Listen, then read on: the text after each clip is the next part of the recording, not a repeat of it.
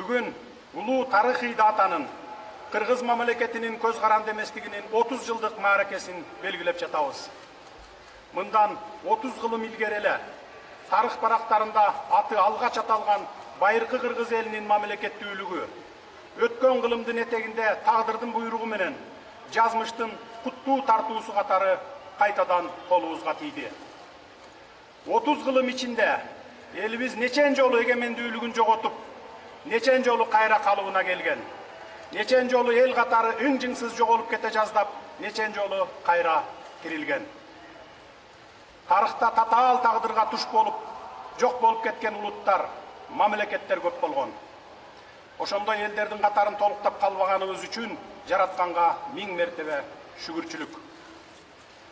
1991 жылы коммунисттик жана советтик парламент Кыргыз СССРинин жогорку кеңешин элибиздин келечек муундардын алдында өлчөөсү жок кызмат өтөй кеткендигин, тарыхый улуу кадам жасагандыгын моюнга алууга жана айта жүрүүгө милдеттүүбүз. Легендарылуу парламент деген атак күткөн ал парламент Кыргыз Республикасынын мамлекеттик көз карандысыздыгы жөнүндө декларацияны кабыл алып, республикабыздын эгемендүүлүгүн жана суверендүүлүгүн жарыялаган. Ага уда Кыргыз мамлекетинин негизги атрибуттары туу, герб, гимн кабыл алынган. Тарыхыбыздын жаңы барагы ошентип ачылган. Бүгүнкү улуу тарыхый датаны байтак калаабыздын толтосу касиеттүү Ала Тоо аянтында белгилеп жатып, эгемендүүлүктүн калыбына келишине чейинки узак жана татаал жолду чапкан улуу ата бабаларыбыздын эрдиги менен эмгегин да эскербей кетүү мүмкүн эмес. Элибиздин байыртадан калыптанган, жалпылаштырып айтып, идеологиялык доктринага айланган түшүнүгүндө Айкөл Манас атабыз чачылганды жыйып, үзүлгөндү улап олтуруп, түгөнгөн сайын түтөгөн кыргыз элинин башын кошуп журт түзгөн экен.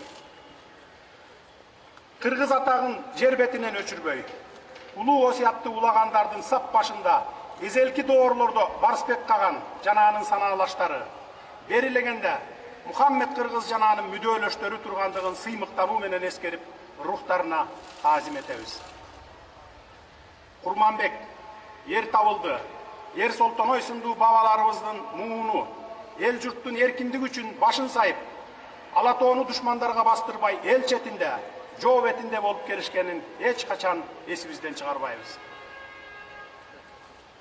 Көөдөндү сыймыкка толтуруп, жүрөктү толкуткан ушул мүнөттөрдө колдон намыс кеткенче, канжыгадан баш кетсин деген принцип менен жашап өтүшкөн эр жүрөк жана акылман бабаларыбызды эстеп, анын ичинде Ормонхан, Атаке Баатыр, Эсенгул Баатыр, Жайыл Баатыр, Атантай, Тайлак баатырлар, Алымбек Татка, Байтик Баатыр сындуу бабаларыбыздын атап өтүүнү эп көрүп турамын.